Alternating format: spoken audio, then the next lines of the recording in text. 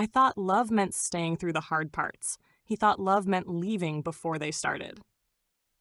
My name's Nicolette Moreau. I was 29 when everything fell apart. Not all at once, but piece by piece. It started with a stiff wrist, then both knees, then random exhaustion so thick I once fell asleep standing in line at a coffee shop. At first, I told myself I was just tired from work. Long shifts, too much caffeine, not enough sleep. Typical nurse problems. My boyfriend Julian even teased me about it, calling me the napping queen. It was lighthearted. For a while, we'd been dating for 4 years, lived together for 2. We had a nice place just outside Montreal. Rented, but cozy. Julian worked in marketing.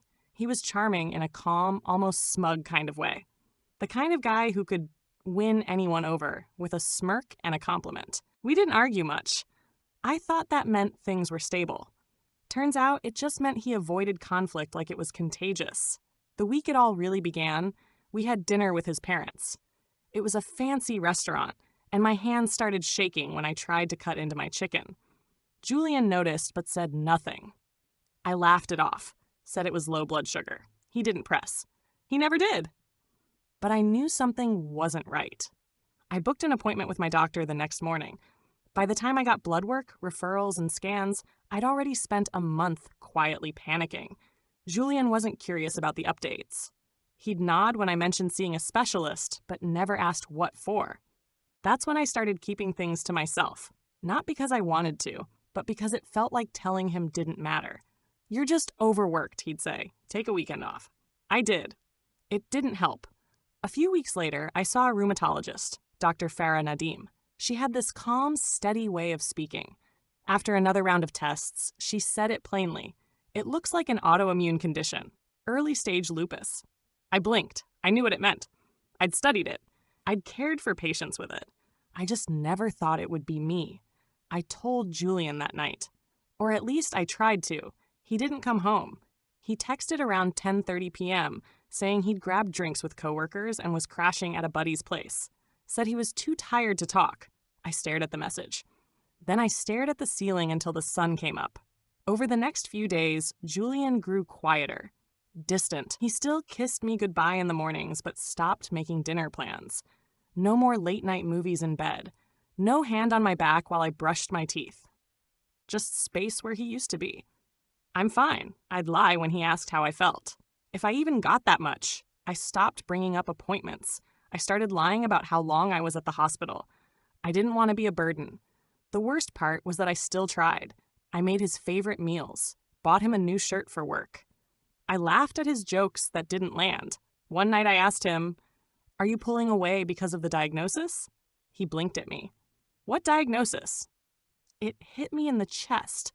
He hadn't even read the follow-up text I'd sent explaining what the doctor said. I went to the bathroom and closed the door, sat on the floor with the fan running so he wouldn't hear me breathe too hard. That weekend, my best friend Adele came over. She knew something was wrong before I even opened the door. That's the thing with people who've known you forever. They see through the mask. "You look like crap," she said bluntly. "Tell me everything." I did. From the weird fatigue to the diagnosis to Julian acting like I was a ghost wearing my own skin. She didn't say, "Leave him." Not yet. But she stayed the night on my couch and took me to brunch the next morning like a human anchor. She asked real questions. She looked things up. She offered to come to appointments. It reminded me what support was supposed to look like. Julian texted while we were out. "Gonna be late tonight. Work stuff." I turned my phone face down that night. I brought it up. I asked Julian if he wanted to talk. He said he was tired. I tried again the next morning. "You don't touch me anymore. You don't even look at me," I said. He rubbed his face like I was giving him a chore. "You're going through something heavy. I don't know how to be around that." I wanted to scream. Instead, I just asked, "So you're checking out?" He looked at me and said nothing. Nothing. I think silence can be louder than yelling. That night, I slept at Adele's. The next week was a blur. I still worked part-time shifts. I still made appointments. Julian was barely home. When he was in meetings or staring at his phone.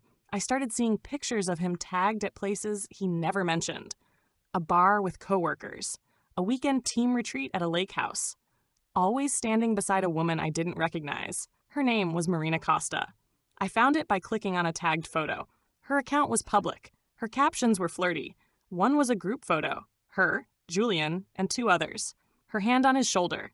His smirk pointed straight at her. My heart didn't even break. It just settled. I didn't confront him that night. I needed to think. So I sat at my laptop and started making a list. What was mine? What was his? What names were on the lease? What bills we split? I called Adele. Don't blow up, I told her. I'm not done watching him lie yet.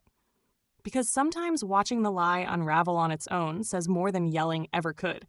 It's strange how fast you can go from us to me. After I found the pictures of Julian with Marina, I didn't say anything for 3 full days.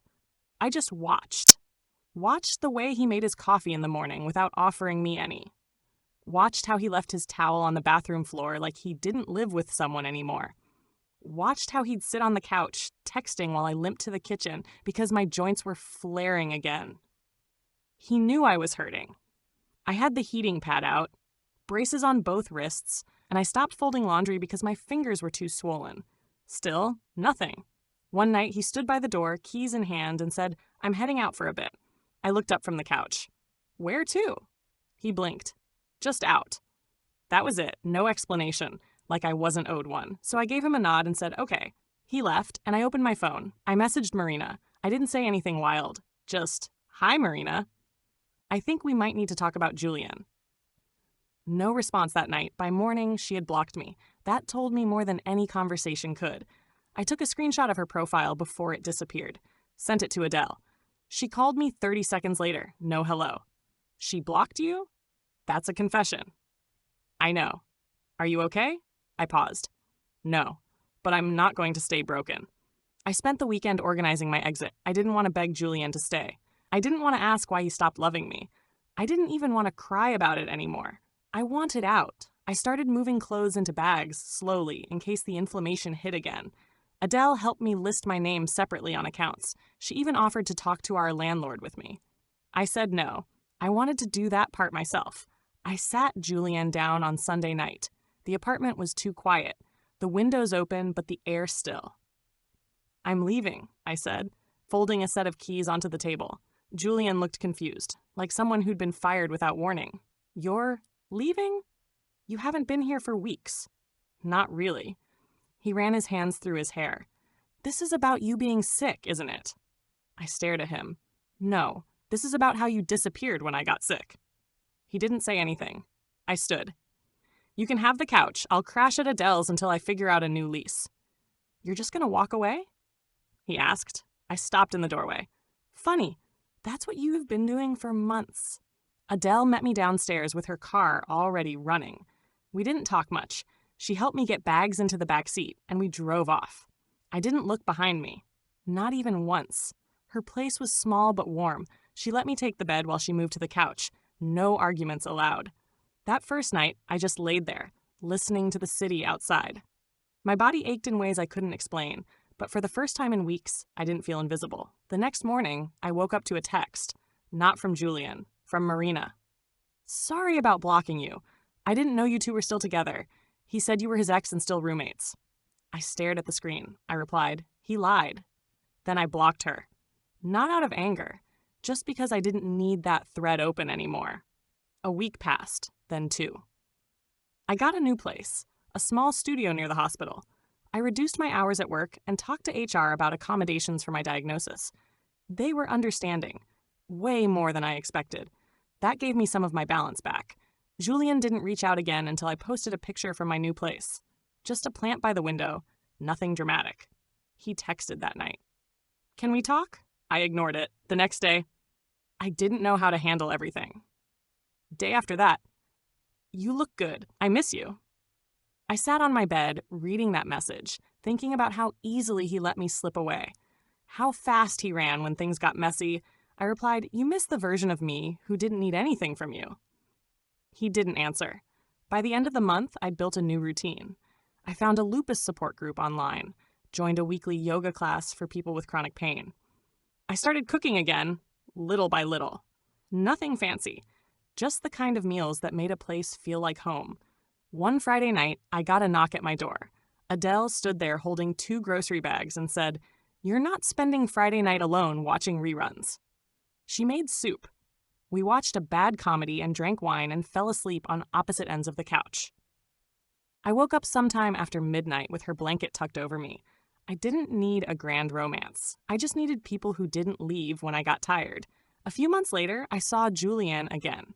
Not on purpose. I was getting coffee with a coworker and he walked in. Alone. He saw me. I saw him. I nodded. He looked like he wanted to say something, but didn't.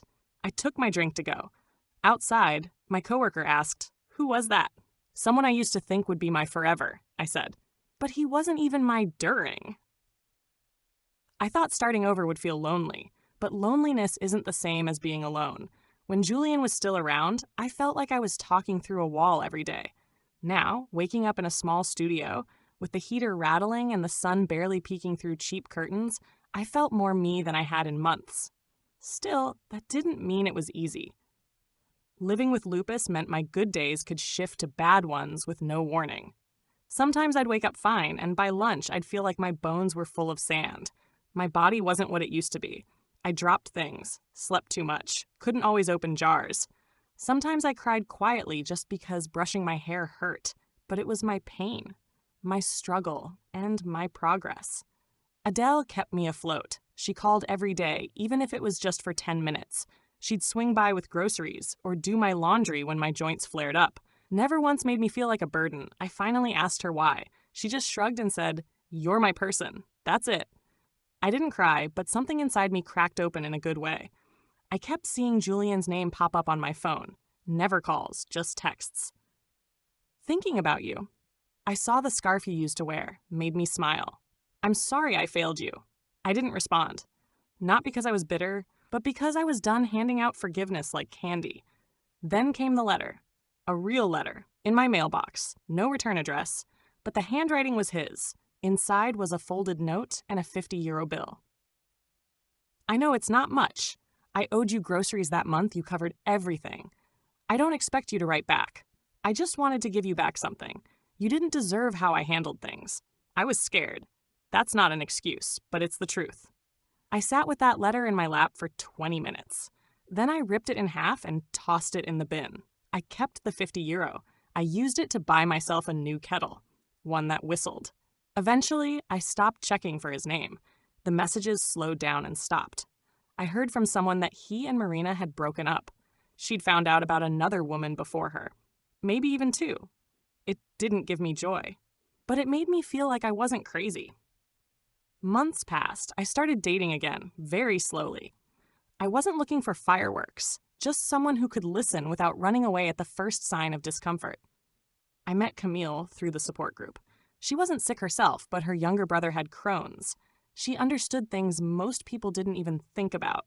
We grabbed coffee after group one night. She made me laugh. Not in a polite way. Really laugh. Ugly laugh. Loud. After that, we started talking more. Walking together. Swapping stories about the worst parts of trying to look normal when your body wasn't playing along. There was no rush, no pressure. She wasn't trying to fix me. She didn't flinch when I had to cancel last minute or sit down halfway through a walk. When I mentioned Julian one night, she didn't ask nosy questions. She just said, "He lost more than he knew." Work got better too. My boss offered me a flexible schedule. Some tasks I could do remotely. The building even installed automatic doors, which was a big deal when you're carrying anything with sore wrists. People asked less, "What's wrong with you?" and more, "How are you doing?" It mattered. One weekend, Adele and Camille planned a surprise for me, a picnic at a park by the river. They had everything, blankets, pastries, fresh fruit, even a folding chair so I didn't have to sit on the ground. Halfway through, Camille pulled out a tiny speaker and played music. Adele danced like a lunatic. Camille tried to join her and tripped. I laughed so hard I snorted.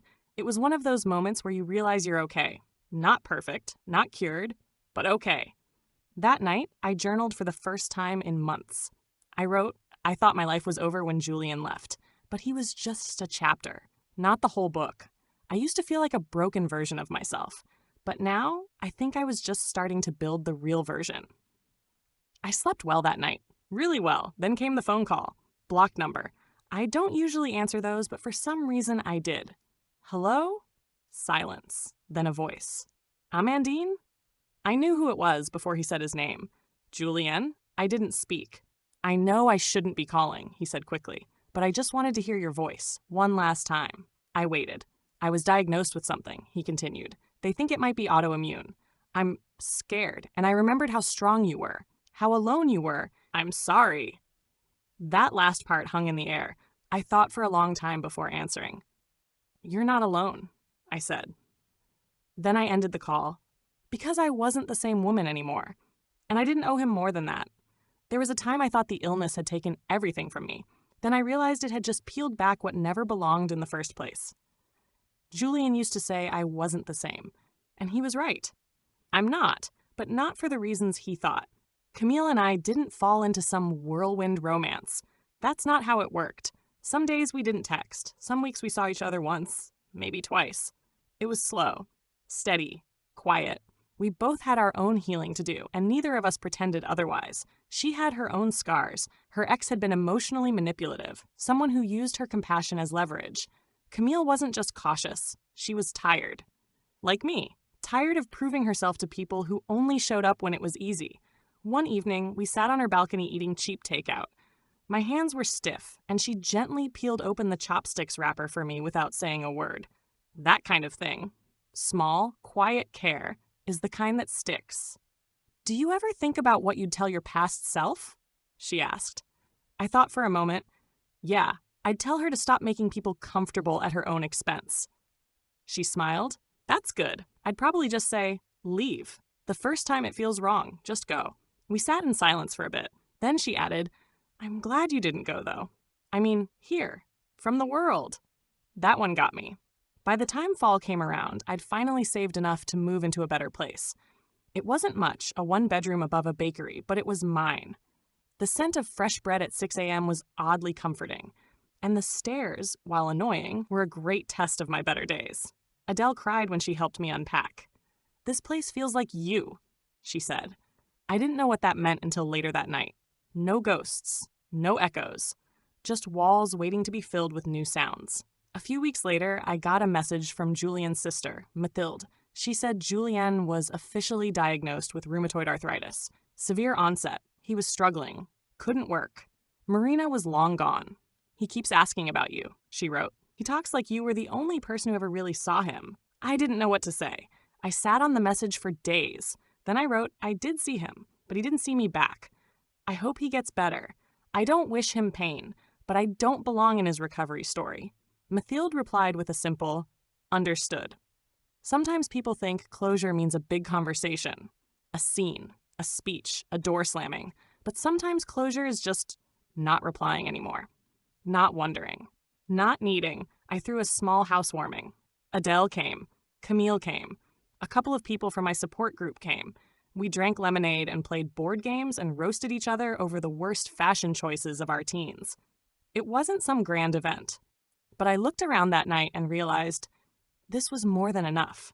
It's been almost a year since Julien left. A year since I thought I was falling apart, only to find out I was just shedding what didn't fit. I still have bad days. The kind where brushing my teeth feels like a chore, where my joints scream louder than my alarm, where Camille has to help me off the couch. But I also have good ones, and steady ones, and weird, lovely ones where I cry from laughing too hard because Adele sent me a meme of a duck in sunglasses. I didn't just survive being abandoned. I rebuilt something better in its place. There's a photo on my fridge now. Me, Camille, and Adele. Arms around each other, messy hair, soft smiles, all wearing matching shirts that say Chronic Babe Club. Underneath it, in Camille's handwriting, is a sticky note that says, "You stayed. That's what matters." And I did. Thank you for listening. If you enjoyed, please like, share, and subscribe for more content. If you want to share your stories, please comment below. Additionally, what is your opinion on the poster's decision?